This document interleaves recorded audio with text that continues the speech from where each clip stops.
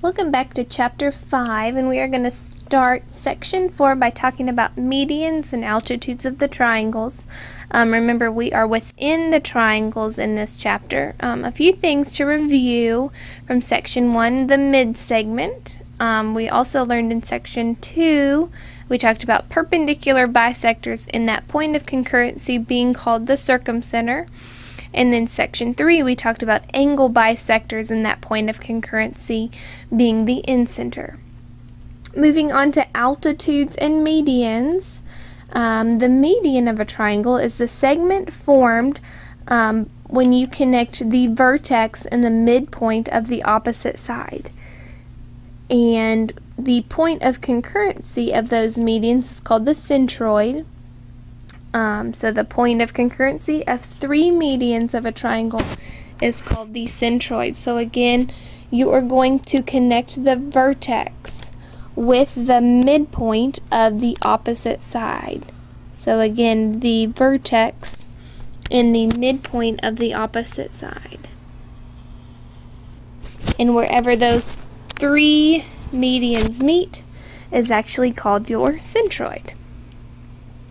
Moving on to altitudes, so it's the perpendicular segment from a vertex to the opposite side, or the line that contains that opposite side.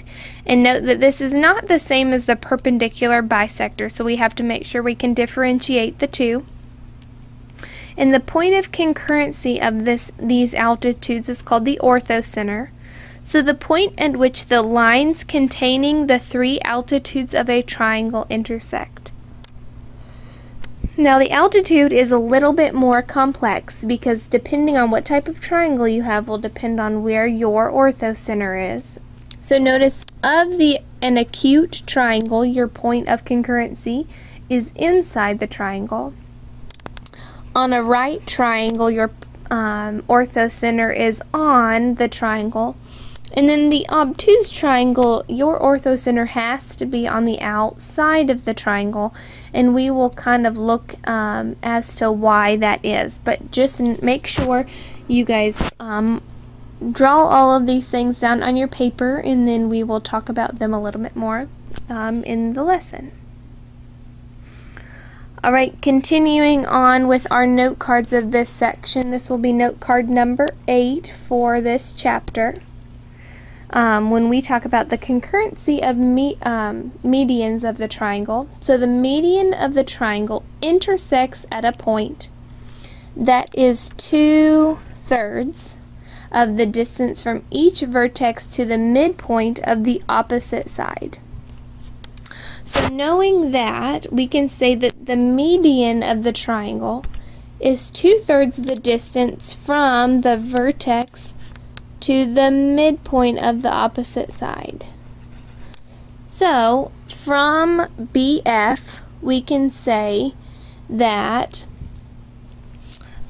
BP, so from the vertex to the centroid, is 2/3 the distance of the whole median, BF. So BP is 2/3 the distance of BF. And then looking at the rest of them, AP is 2/3 the distance of AE. And then last, CP, so from the vertex to the centroid, is 2/3 the distance of CD, the whole length. If you wanted to kind of switch that around, you could say that DP, so from the midpoint to the centroid, is 1/3 of the whole length, CD. So there's a few different ways you can kind of change up that equation. And remember, point P of this equation is called the centroid. Alright, let's use that in an example on the next page. So using the centroid, and as soon as you see centroid, you should automatically go to medians, which you should automatically think of the 2/3 rule. So we know that M is the centroid, so we know that GL is our median.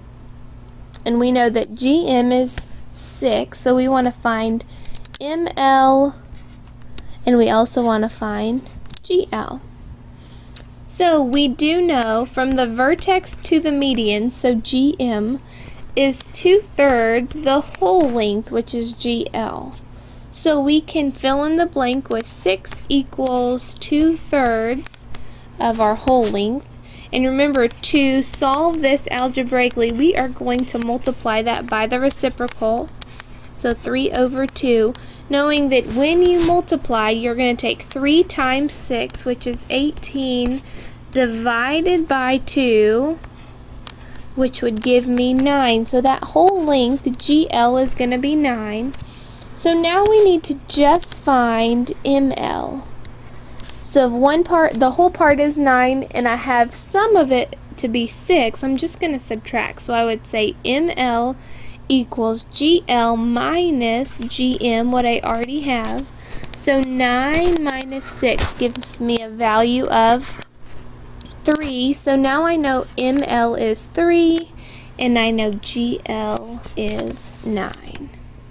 Alright, go ahead and stop this video and make sure you're stopping it to do a problem on your own, and then you can check your answer, not necessarily just writing down the correct answer. So go ahead and do checkpoint number 1, and then check your answer with mine, and then we will continue on with example 2. So we are going to find the centroid of our triangle. So right now we are given the values of J, K, and L, and we want to find the coordinates of the centroid P. Remember, centroid meaning I'm going from the vertex to the midpoint, and I want to be 2/3 from the vertex. So we're going to sketch the triangle, then use the midpoint formula to find the midpoint M of JL, because we want to find the midpoint of JL because that's where the vertex is going to meet the other side. So, using our values, we would say 1 plus 7, remember x1 plus x2 divided by 2. And then we would say y1 plus y2 divided by 2. So we would get 8 divided by 2, which is 4. And we would get 6 divided by 2, which is 3. So our midpoint will be 3, 4, 3. So there's M. So we are going to create our median by going from our vertex straight down to our midpoint M, because I know that both of those sides are equal. And we know that the centroid, point P, is going to be 2/3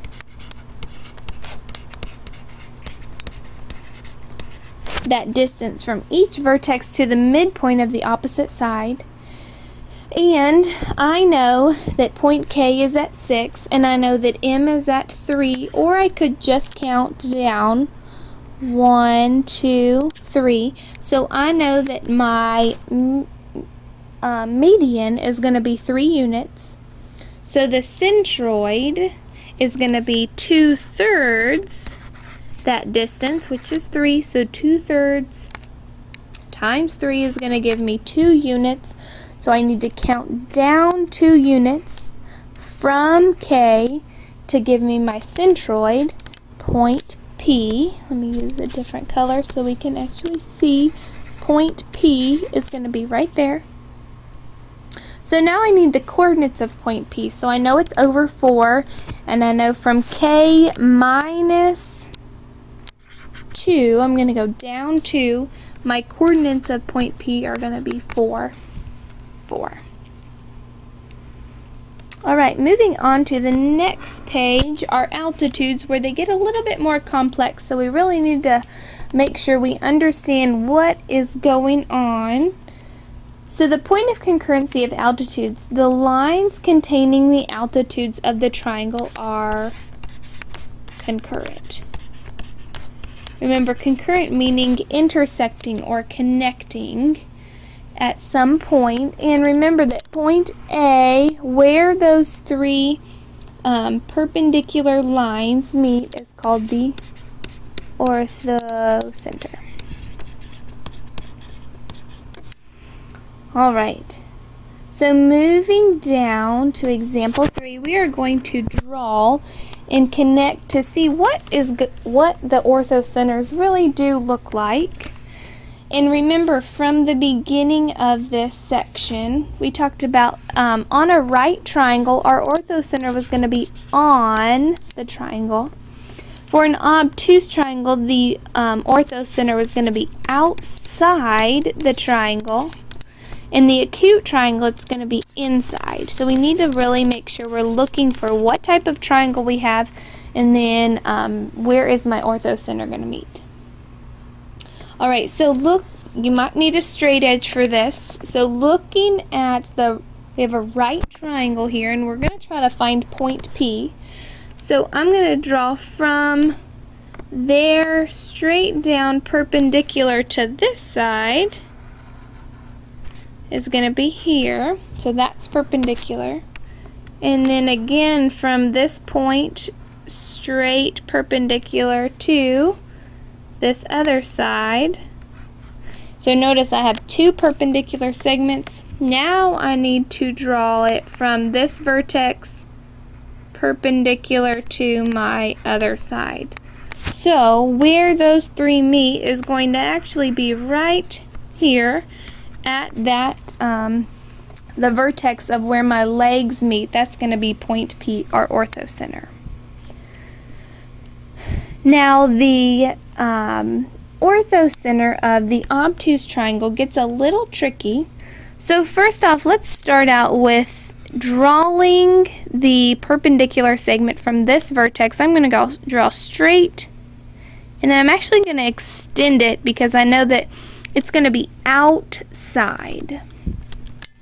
Alright, my next point or vertex I'm going to draw perpendicular. Now notice if I go anywhere up here, there's never going to be a perpendicular segment. So from this vertex, I'm going to extend this side because I am actually going to be perpendicular to the outside portion of that line.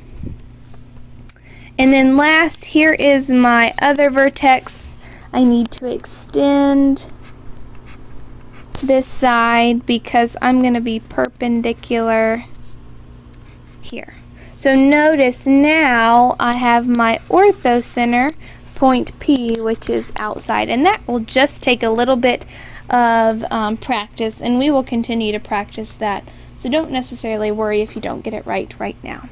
So go ahead and stop this video and do the next two checkpoints, and again, just try the drawings. Don't necessarily think you have to get them right now, but just try them.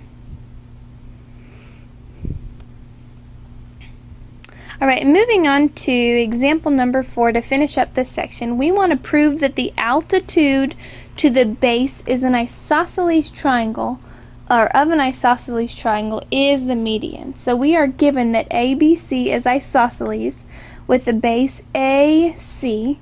We also know that BD is the altitude of AC. And we want to prove that BD is the median of ABC. So the legs AB, and that should be CB, of the triangle are congruent. We also know that angle ADB and angle CDB are congruent right angles because BD is the altitude. That was given. We also know that BD is congruent to BD because of reflexive, so we know that these two triangles are congruent by the HL congruence theorem. And now we know that AD is congruent to CD because CP, CTC. So point B is the midpoint of AC by definition. Therefore, DB intersects AC at the midpoint, making it the median. So here is the last checkpoint. Hope you have a great day.